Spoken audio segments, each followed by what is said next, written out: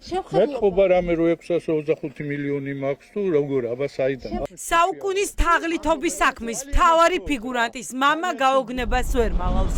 ამ დრომდე კახა კოტორაშვილის ოჯახისთვის გაუგებარია, ვისი ფულის გათეთრებას ედავებიან 59 წლის კაცს. პირველებმა დღეს იპოვა ბრალდებული, ვის ვინაობასაც საგამოძიებო უწყება საგულდაგულოდ მალავდა. კაცი, რომელიც სოფელ დიღომში ცხოვრობს, სავარაუდოდ სხვის დიდ ფულს ათეთრებდა. ახლა მთავარი კითხვა იტყვის თუ არა, ვის მიქონდა მასთან შავი ფული ჩანთით.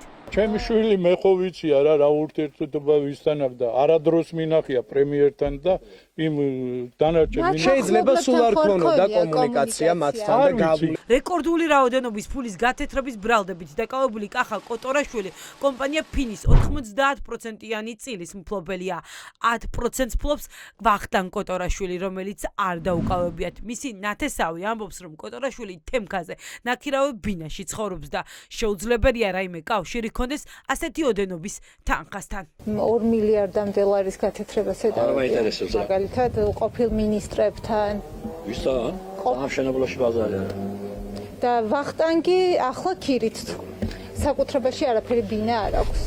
თბილისი თამარ მეფის 32 გამოძიების ინფორმაციით სწორედ ამ მისამართზე მდებარე კომპანიაში თეთრდებოდა ასობით მილიონი დოლარი. ეს ოფისი ახლა დაუქულია. თვითმხილველები ყვებიან, რომ ვალუტის გადამცველი პუნქტის 59 წლის მფლობელი სპეცოპერაციით დააკავეს. ძალიან ისე პატრიოტსანი კაცი იყო ნამდვილად. ხა მე ცუდი არაფერი როდ ხელბორკილები დაადეს და გაიყვანეს. როდის იყო ეს სპეცოპერაცია? გუშინ დილით მოხდა.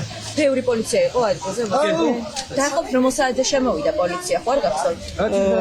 10:09 ეს ოფისი.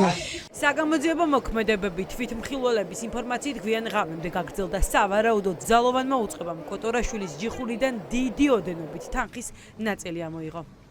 გავიგე როიშა დაიკეტაო და რა დაიკეტა ის პოლიციელებმა წაიყვანეს. პოლიციელებმა წაიყვანეს უფროსი. ხო ბევრი ყოფილა მისო. ბევრი იყვნენ? არა თქვენს რომ ბევრი იყვნენ. ახლა მთავარი კითხვაა, ვისი ფული მიქონდათ ჩანთებით სავალუტო ჯიხურში და ვინ ფარველობს ფულის გათეთრების სქემას. პროკურატურა ირწმუნება, რომ მილიონები, რომელსაც კომპანია ფინის საშუალებით ათეთრებდნენ, საქართველოში მეზობელი ქვეყნიდან სამალავით შემოდიოდა. დათვალონ ჩვენო მოქალაქეებმა 13 წლის განმავლობაში რამდენმა მაღალჩინოსანმა ქართული ოცნებიდან რამდენი მილიარდი და მილიონი მოპარა ჩვენ მოქალაქეებს და ეს არის ის მილიარდი და მილიონები, რომლებიც მოაკდა მათ პენსიებს, მათ ჯანდაცვას, მათ განათლებას. ეს არის მხოლოდ და მხოლოდ მათი პროპაგანდა თითქოს ებრძვიან კორუფციას, ეს მათი შიდა კლანური დაპირისპირებებია, რომელიც ივანიშვილს მოხვება 90-იანი წლების რუსეთიდან, ეს არის მისი მაფიოზური კლანური მემკვიდრეობა, ახლა რომ ცდილობს გაუსწორდეს თავისივე კარის ბიჭებს. როგორ შეიძლება თან ერთი რაღაც თქვა 2 მილიარდი ლარის და მეტის მიმოქცევა შავად ბაზარზე და მეორე მხრივ პასუხი არ მოსთხოვა მთელ იმ სისტემას, რომელსაც ევალება ამ საკითხებზე პასუხისგება. კითხვები ბევრია, თუმცა პასუხები ივანიშვილის გუნდში არ აქვთ. ოცნებაში უჭირთ დაადონ ხელი მაღალჩინოსნებს, ვინც სავარაუდოდ მწვანე შუქი აუნთო დიდი ოდენობით თანხების გათეთრებას. მივა თუ არა გამოძიება ყოფილ პრემიერთან, ყოფილ შინაგან საქმეთა მინისტრთან ან სუსის ყოფილ ბოსთან. ამ კითხვებზე საპასუხოდ დღეს პაპუაშვილი ყოფილი თანაგუნდელების დამცველად იქცა.